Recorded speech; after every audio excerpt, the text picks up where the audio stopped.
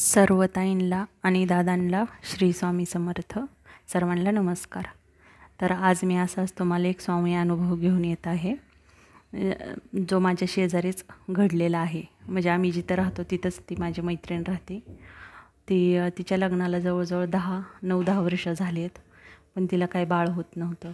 तिनं खूप दवाखाने वगैरे बघितले, सगळ्यांकडं तिचं जाऊन झालं, सगळ्या डॉक्टरांना दाखवून झालं, प्रॉब्लेम असा काहीच येत नव्हता. पण ती काही प्रेग्नेंट राहत नव्हती. मग ती सारखीच दुःखी असायची, सारखं तिला त्रास वाटायचा, कधी आपल्याला बाळ व्हायला पाहिजे, 10 वर्ष झालेत आपल्या लग्नाला, का होत नाही आहे.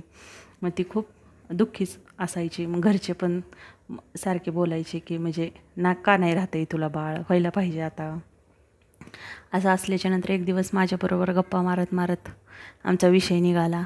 तर म्हटली काय करावं, एवढं सगळं करून डॉक्टर तर बोलतात आहे की होऊ शकतं, काही प्रॉब्लेम नाही, होईल, असं काही तुला प्रॉब्लेम नाही आहे, होईल, कधीही होऊ शकतं तुला बाळ. पण मला आता खूप टेन्शन येतं, एवढे वर्ष झालं मला होत नाही आहे, मी काय करू ताई.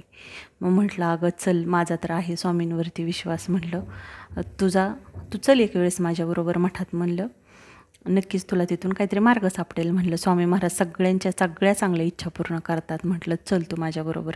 मग मी तिला घेऊन एक दिवस स्वामींच्या मठामध्ये गेले, आरतीला, गुरुवारच्या आरतीला गेल्याच्यानंतर मग तिथं तिला छान वाटलं. मठात जाऊन स्वामींना भेटून, स्वामींपुढं बसवून त्यांच्याशी बोलून मग मी म्हटलं तुझा जो काही प्रॉब्लेम असेल स्वामींना सांग, आणि तुझ्याच्याने जे होईल ते तू करा. अगदी नामस्मरणापासून तू सुरुवात कर. म्हटलं तारक मंत्र मोबाईलवरती ऐक, स्वामी समर्थांचं नामस्मरण कर, बाकी काही तुला नाही केलं तरी तू चालेल, एवढं तरी तू सध्या कर. म्हटलं त्याच्यातून तुला पुढचं सगळं समजत जाईन हळूहळू. मग त्याच्यानंतर मग तिनं ऐकलं आणि केलं. मग तिचं चाललं होतं, जेव्हा वेळ भेटेल तेव्हा मठात जाणं, स्वामींचं नामस्मरण करणं, तारक मंत्र मोबाईलवरती लावायचं, ऐकायचं. परत सारामृताचे 3-3 अध्याय घ्यायचे, तिला जसा वेळ भेटेल तसं.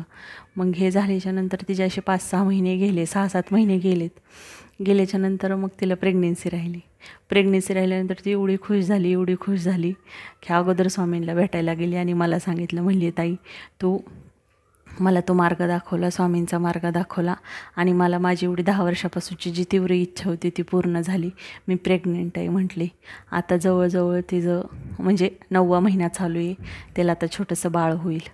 तर मग तिचा तेव्हापासून स्वामींवर खूप विश्वास वाढला आणि माझाही वाढला की तुम्ही जर एखाद्याला चांगला सल्ला दिला, चांगलं सांगितलं तर ते पुढच्याच्याही उपयोगाला येतं आणि तुमच्या हातूनही एखादं चांगलं काम होतं. तर ज्यांना असं चांगलं काही माहिती आहे त्यांनी लोकांपर्यंत नक्कीच पोचवावं, म्हणून मी हा चॅनल ओपन केला की जो मला चांगला अनुभव स्वामींचे येतात किंवा माझ्या आजूबाजूला येतात ते तुमच्यापर्यंत पोहोचले पाहिजेत. तरी तुम्ही सगळ्या ताईंनी दादांनी चॅनल सबस्क्राईब करा आणि असेच नवीन स्वामींबद्दलचे व्हिडिओ अनुभव मी तुमच्याशी शेअर करेन. तरी सर्वांना श्री स्वामी समर्थ, श्री स्वामी समर्थ.